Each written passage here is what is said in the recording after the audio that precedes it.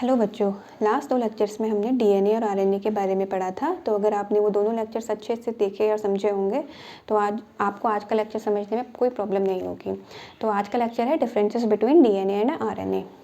तो पहला डिफरेंस ये है कि डीएनए जो है न्यूक्लियस में प्रेजेंट होता है और बहुत छोटा अमाउंट इसका ऑर्गेनेल्स, माइटोकॉन्ड्रिया और प्लास्टिड्स में प्रेजेंट होता है। आरएनए मेनली साइटोप्लाज्म में प्रेजेंट होता है और बहुत कम अमाउंट में ये न्यूक्लियस में भी प्रेजेंट होता है। दूसरा डिफरेंस ये है कि जो डीएनए है वो जेनेटिक मटेरियल है, जबकि आरएनए जेनेटिक मटेरियल नहीं होता है जनरली, सिवाय कुछ वायरसेस के। Again the third difference is कि डीएनए जनरली डबल स्ट्रैंडेड होता है except in case of some viruses like 5x174 virus, जबकि आरएनए जनरली सिंगल स्ट्रैंडेड होता है except in case of some viruses which are double stranded like reo viruses.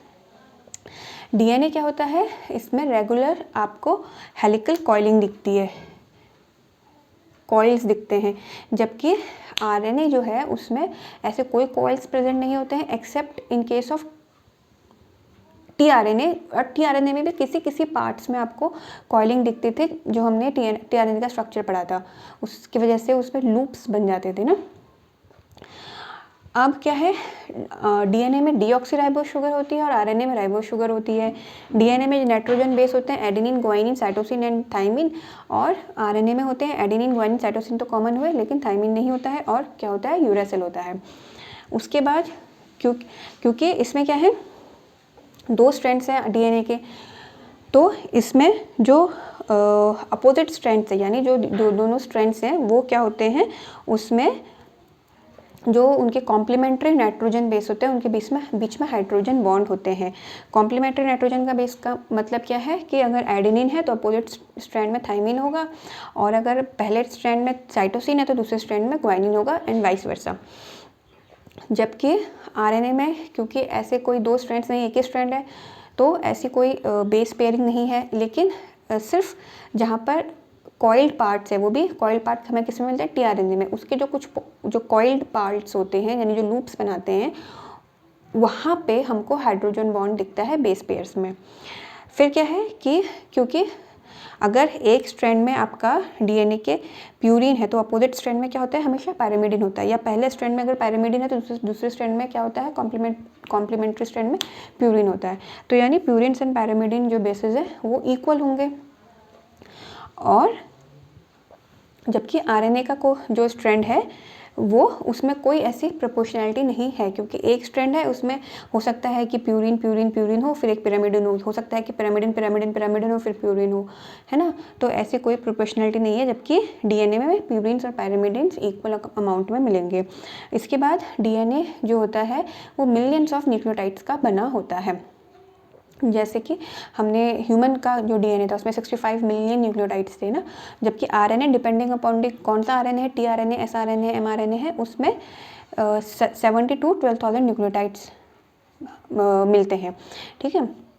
उसके बाद क्या है, डीएनए 2 टाइप का हो सकता है, न्यूक्लियर और एक्स्ट्रा न्यूक्लियर, जो कि हमने एक्चुअली फर्स्ट पॉइंट ही पढ़ा है, उसी का लिख रखा है कि डीएनए 2 टाइप का हो सकता है, न्यूक्लियर और एक्स्ट्रा न्यूक्लियर जो माइटोकॉन्ड्रिया प्लास्टिड्स में मिलेगा, जबकि आरएनए 3 टाइप का हो सकते हैं, एमआरएनए, आरएनए और टीआरएनए।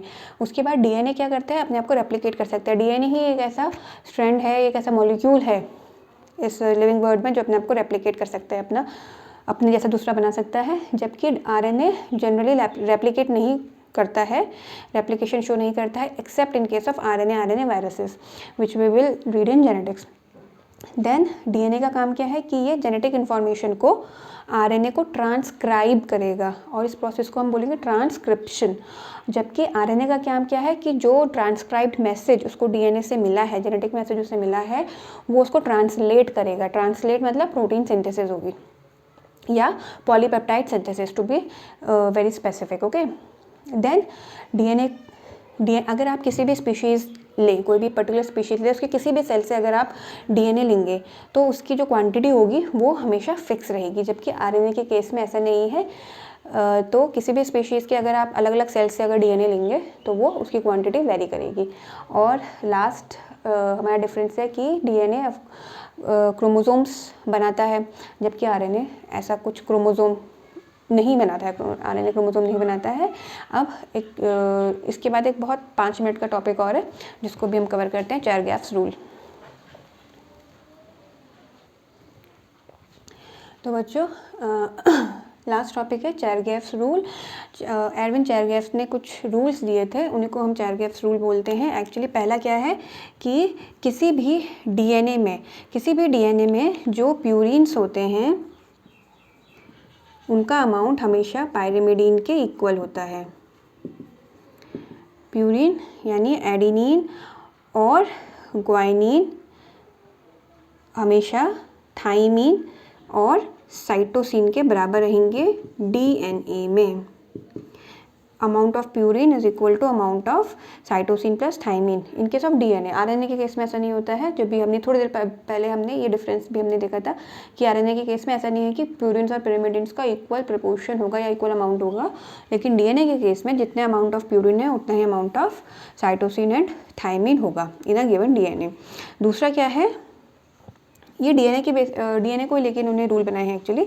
जो मोलर अमाउंट होगा एडेनिन का, जो मोलर अमाउंट है एडेनिन का वो हमेशा मोलर अमाउंट ऑफ थाइमिन के इक्वल होगा।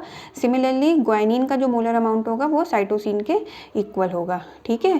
थर्ड क्या है कि जो डीऑक्सीराइबोस शुगर है,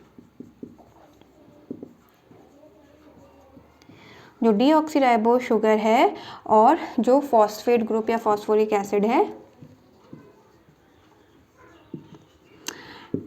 इन दोनों का इक्विमोलर प्रोपोर्शन होगा।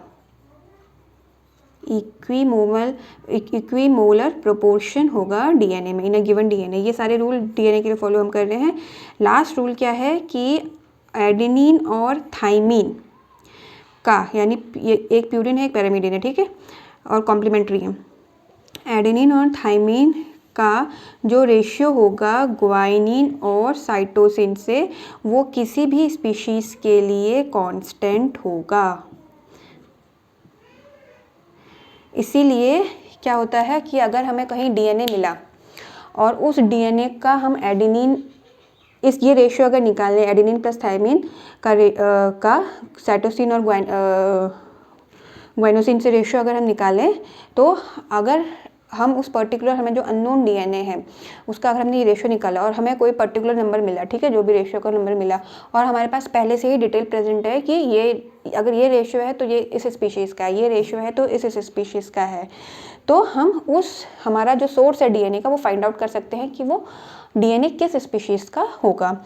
ये जनरली जो मेनली इसको हम किस और कैसे केसेस में यूज़ कर सकते हैं, नॉर्मल केसेस तो मैं तो कर ही सकते हैं, साथ में जो ये क्रिमिनल केसेस होते हैं उसमें भी ये चीज़ हम यूज़ करते हैं, ठीक है, या और जगह पे भी हम इसको यूज़ करते हैं। तो एडेनिन प्लस थाइमिन का साइटोसिन और ग्वाइनोसिन से जो रेशियो होगा वो किसी भी स्पीशीज़ के लिए कांस्टेंट होगा। ये जो चेरगैफ्स रूल है, ये चार पॉइंट्स हैं बेसिकली जो कि एरविन चेरगैफ्स ने दिए थे डीएनए को लेके। तो बच्चों आप यहाँ पर हमारा जो ये लेक्चर्स थे 3 लेक्चर्स से कंप्लीट हुए। अब हम next lecture again genetics start करेंगे, जिसमें हम जेनेटिक मटेरियल और उसका रेप्लिकेशन, ट्रांसक्रिप्शन और ट्रांसलेशन पढ़ेंगे। अगर आपको आज का लेक्चर अच्छा लगा होगा तो प्लीज़ इसे लाइक, शेयर एंड सब्सक्राइब करिएगा। Thank you.